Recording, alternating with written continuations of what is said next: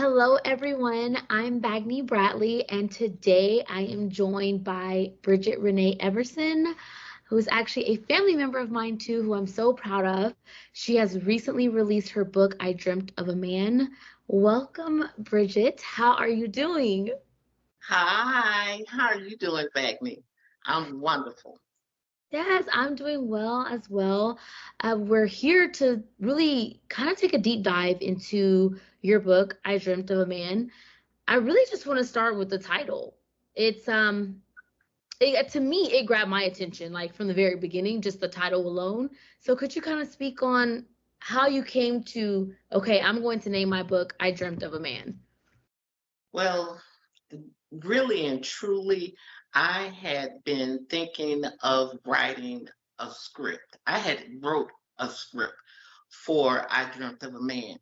The title I Dreamt of a Man came from what I always saw myself with, the perfect guy. He was just tall, dark, and handsome, and everything that I could imagine, just caring, considerate, compassionate, and loving. And that was what I dreamt of. So I entitled the book, I Dreamt of a Man. And you open the book with a story about your mother and father, giving readers a look into their relationship. Why was that important to you to start the book that way?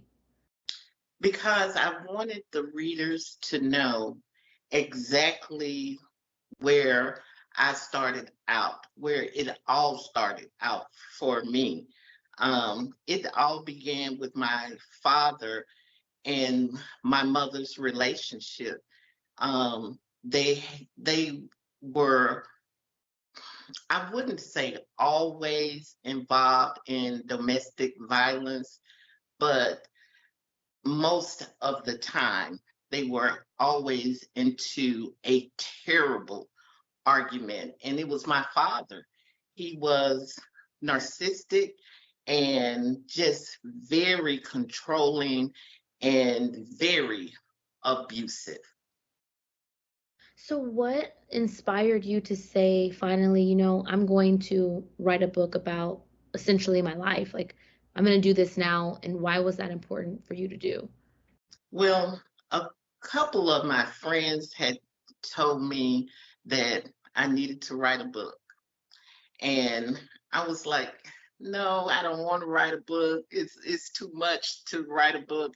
I'll just write a script and I'll get somebody to take the role of the script once I moved to Atlanta.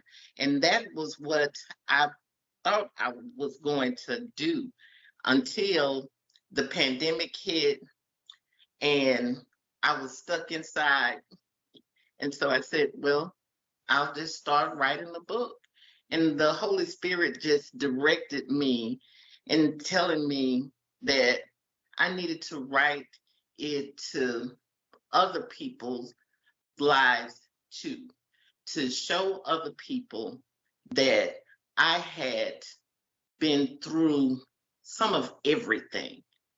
And I had just pressed it down so deeply and just compartmentalized it so very much that it all came out as some type of disease, some type of illness, and I could not handle it any longer. Witnessing abuse, when you were looking at your parents, how do you think that affected you early on in your, like, from your teenage years and on into your early adulthood? How do you think that really shaped who you were in the beginning to see that, because that seems traumatic? Oh, it was traumatic for me. Uh, it made me want to go out and find some man to be the perfect husband, um, the perfect man, the man that could be in control. You see, for us, me being older and stuck in a time where people just did not talk about these things. They went through them all the time, but they never opened up to share anything. It made me want to just have the perfect life and keep everything that had happened to me in the past. I just began to let people know some of these things when I started writing the book.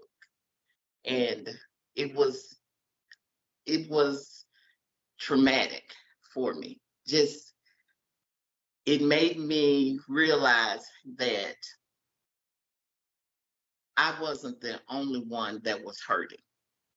Lots of people are hurting, and lots of older people, older women, and younger women, they needed to hear this and hear it in a way that it was presented. In chapter 4, Love's a Fool's Game. That's the chapter name, right? Yes, Yeah. I wanted to talk about that specific chapter, chapter 4. You mentioned that your father told you you are unattractive and no one wants to see you on television, and that is why you didn't pursue journalism. Is that correct? yes.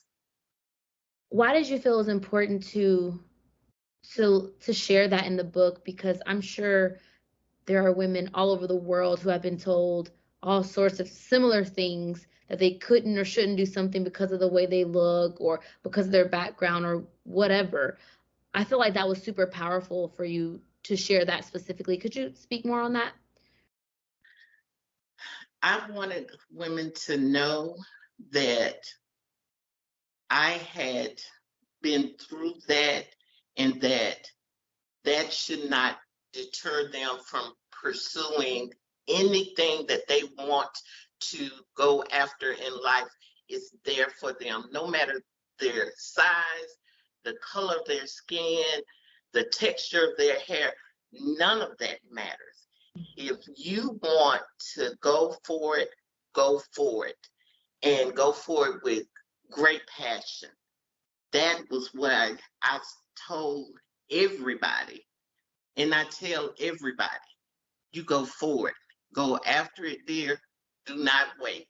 Because I feel like I I missed some things because I didn't go for my dreams. So your original dream was to be in broadcast journalism. Oh yes. All that's all I wanted to do. I wanted to be Barbara Walters. She was the big time news broadcaster back in the day. And I could see myself traveling and broadcasting the news for everyone to hear and respect me. Um, but my father, he was like, no way. That is, you are so unattractive. No one would ever want to see you on TV. No one could stand to look at you like that. Why do you So why do you think your father, it seems so heartbreaking. Why do you think your father would tell you something like that, his daughter? Such hurtful words. I've been going through my mind about my father and why he said such hurtful things to me. And I just, I can't figure it out um, physically.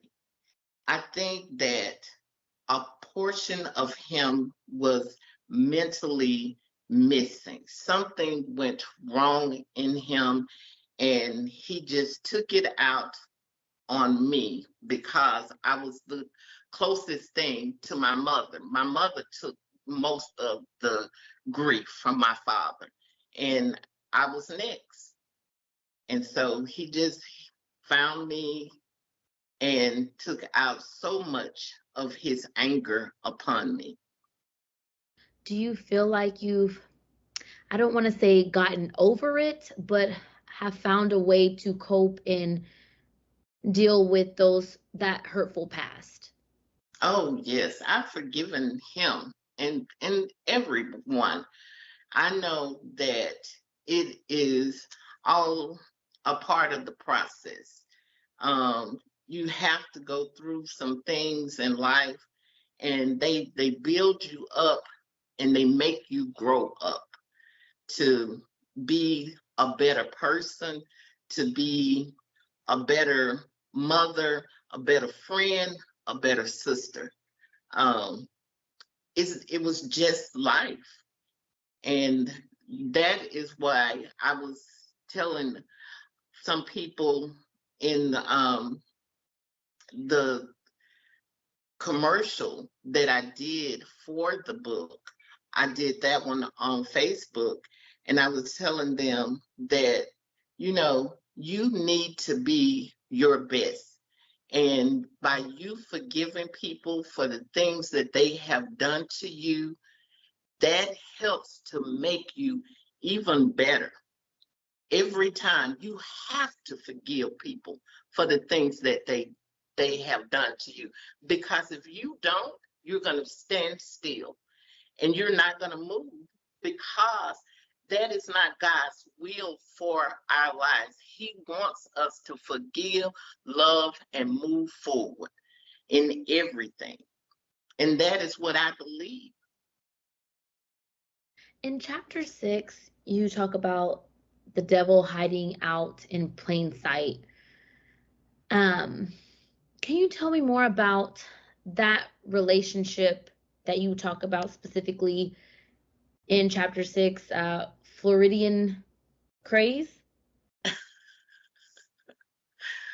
Oh my. um, it was when I first was married. And I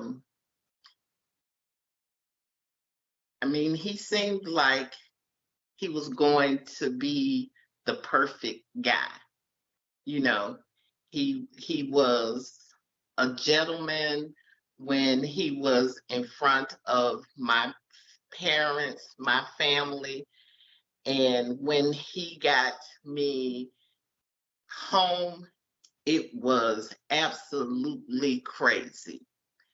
I mean, he beat me so badly and choked me so bad that he almost killed me.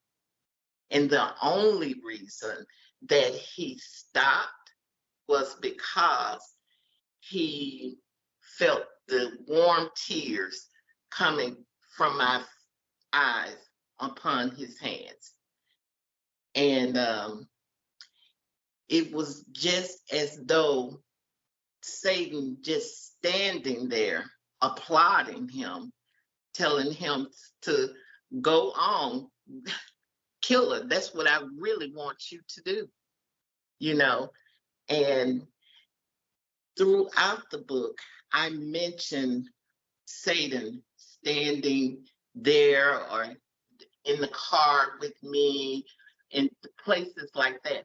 That is what I imagined happened, you know, because I went through so many different things in my life. And I believe that Satan was there the whole time. And he really wanted these men to kill me.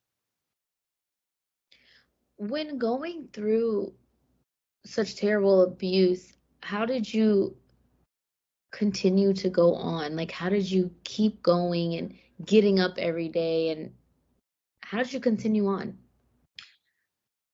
It's all because of God. It's just simply God and my belief. I believe that God could get me through anything, and He has. He has taken me through illnesses, through hurt, through just men just walking completely over me. And if he can do that for me, I'm no one. He definitely can do that for women all over the world. In chapter 7, What the Enemy Meant for Evil, God Meant It for Good, you speak about being raped. And I personally felt like that was really powerful for you to share. And I know that there are people around the world, women specifically, who keep that like inside if they've experienced something like that and being taken advantage of in any capacity. Because most of the time it seems like women are, it was like they'll say it was my fault or somehow put the blame on them a little bit somehow. Or just too embarrassed to share when that could sharing that could help other women or other people who have similar experiences. Could you speak on why you felt it was necessary to include that? Because to me that was very vulnerable of you, but also open up the door for other people who maybe have had similar experiences to want to open up as well. Yes, it was because of what I had seen other women go through and be afraid to speak up because I was afraid to say anything. And now that I was writing the book, I said, it's time. It's time to tell everybody what has happened to me and for them to seek help. If they need help, they need to get it now. There is nothing like having some man to just totally disrespect your body and you can't say anything. Now that day is over.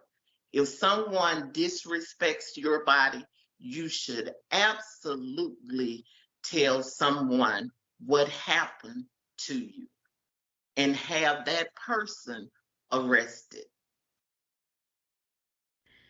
And you also spoke about surviving a major stroke, which you are a stroke survivor, which is amazing and such a blessing, that you're here to tell that story. How do you feel that life altering health experience that you experienced with your health, how do you feel like that changed your life from the moment it happened to you? It made me realize that life is short. It really made me stop and think about the changes that my son would have had to go through if I would have just given up and stopped and took the doctor's word for everything. I just could not do that. I could not leave my son to be here all alone. He needs me. My daughter needs me. And it was just because of the grace of God that made me get up and try. And every day I'm trying because I still suffer from little small incidences related to the stroke, but every day I put one foot in front of the other and I go. Well, you look good, you sound great, so um we're definitely happy that you're here to tell your story for sure. And you spoke about your son and your daughter. I specifically want to talk about Bree, and you detail in the book that she was born with one chromosome out of order, and it caused her bones to be soft and her legs to bow. And she was determined that she was not meant to be in braces for life. Can you talk about that? Because I feel like, especially now in the age of social media, I see all type of like parents in different groups speaking about their children born with certain things and how doctors have told them certain things, but they wouldn't listen because they knew and they believed that their child wasn't going to be just restricted to this illness or this something that they were diagnosed with. Could you speak more on that when learning about your daughter being born with that? Yes, I definitely felt that the devil was a liar, because when they told me I was pregnant and they told me that my child would not be able to walk, she wouldn't be able to care for herself, and I would be stuck caring for her, and that she would have mental disabilities. I told the doctor right then and there that the devil is a liar. My daughter, she was born and just born beautiful. And even with me helping her, she just took off and helped herself and ran out of those braces right away. That was not an option. And so when we moved to Atlanta, the doctor there, he helped her. He did surgery on her legs, and my baby's been running ever since, doing everything. That is wonderful, wonderful to hear. And I hope that gives other parents inspiration as well. And speaking of your children, your son Justin and your daughter Bree, how do they make you stronger and inspire you every day? I was just talking to Justin before we started the interview, and he told me, I said, I'm doing an interview with Vagney. He said, oh, that's so cool. But they inspire me. When nobody else can make me smile, they can make me smile. They talk with such maturity, and they have just turned my life completely around, because even when I made mistakes, my children were right there to help me through it. They didn't let me lie down. They didn't let me give up. They kept pushing. And every time they pushed, I responded. And I'm just so happy to have both of them in my life. I don't know where I would be if I didn't have them. Amazing. I wanted to kind of get back to speaking about your past relationships, specifically with your last marriage that you detailed in the book, and how it ended pretty much in a very heartbreaking way. Can you shed some light on like how you felt like you knew someone, but then they turned out to be like the total opposite? Oh, it was like I had met the perfect guy. He was so wonderful to me. When I went to Africa and I actually saw him, I was like, oh my God, he is such a beautiful person inside and outside. And once he came here, it completely changed. It was like night and day. He was just an awful person, just turned out to be an awful person that I could not even imagine loving. And he did some terrible things to me. Um, he actually raped me, um, because we had been into an argument, and he just got so angry, so violent, and he just insisted upon being intimate with me. And I was saying no, no, no. and he just totally disregarded it.